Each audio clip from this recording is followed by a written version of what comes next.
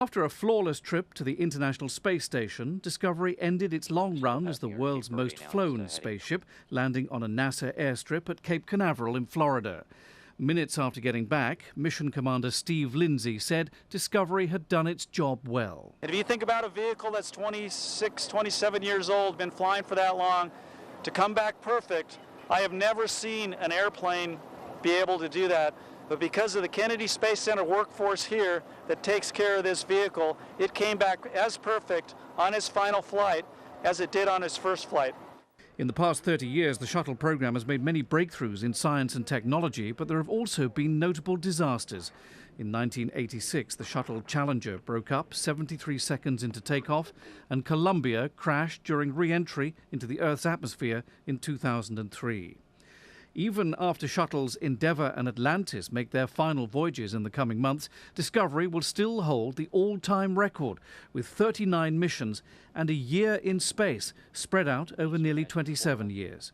As Discovery heads into retirement, NASA will focus on interplanetary travel, much of it in partnership with private industry. Just last Saturday, Cape Canaveral saw the blast-off of the latest series of spacecraft, the 19-story high Atlas V, carrying a spaceplane dubbed the X-37B orbital test vehicle. Back at Cape Canaveral on Wednesday, there was joy that the final Discovery mission was a successful one. Discovery will now go through 9 months of detoxification before almost certainly being delivered to the Smithsonian Museum here in Washington, D.C. The two remaining shuttles, Endeavour and Atlantis, will also go to museums when their final flights are completed. John Terrett, Al Jazeera, Washington. Back to you, Tamor. Now, coming up next, sports news. India have moved a step closer to the quarter-finals of the Cricket World Cup. Coming up shortly.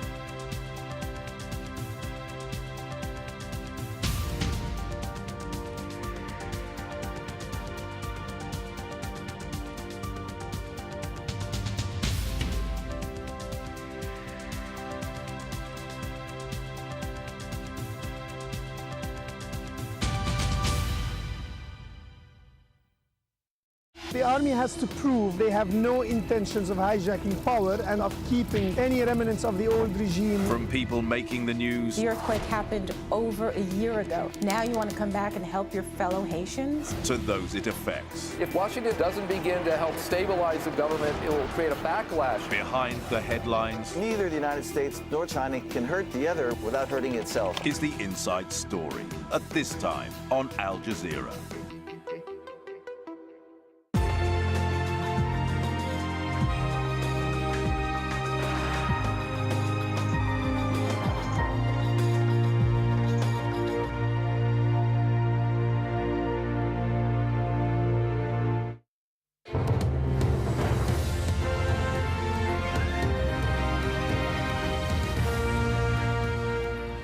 Time for the sport. Here's Guy.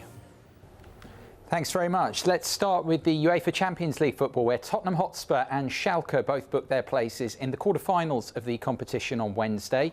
Spurs played out a goalless draw at home to AC Milan, meaning the London side progressed courtesy of their 1-0 win in the first leg. They're joined in the last 8 by Schalke.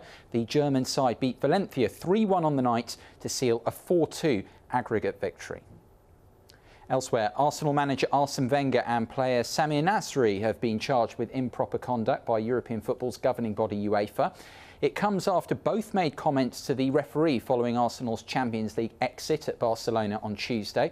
Wenger was particularly incensed when Robin van Persie was sent off for a second yellow card after 56 minutes. Barcelona won the second leg 3-1 for a 4-3 aggregate win. The Palestine national football team played its first ever competitive home match on Tuesday. The Palestinians, who also hadn't played any sort of game at home in 50 years, hosted Thailand in the second leg of a qualifying tournament for next year's London Olympics. From Ramallah, Cal Perry reports.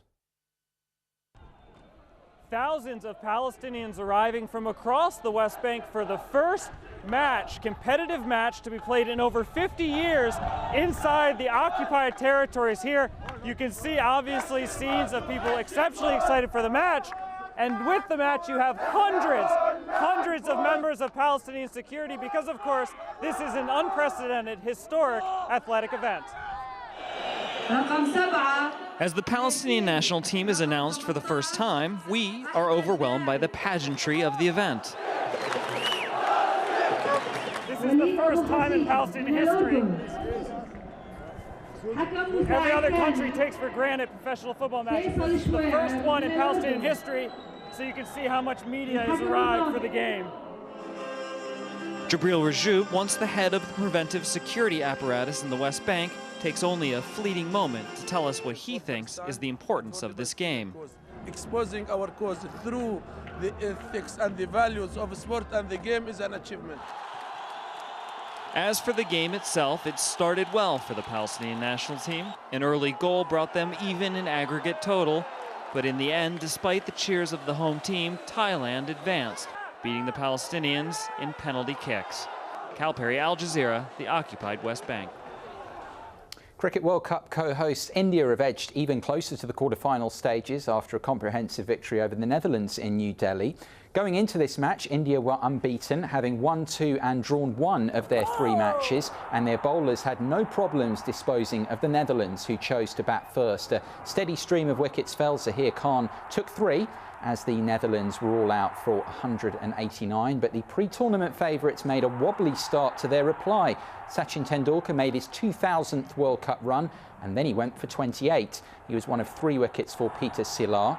But Yuvraj Singh steadied India's innings. He was unbeaten on 51 as his team reached their target of 190 with 5 wickets to spare.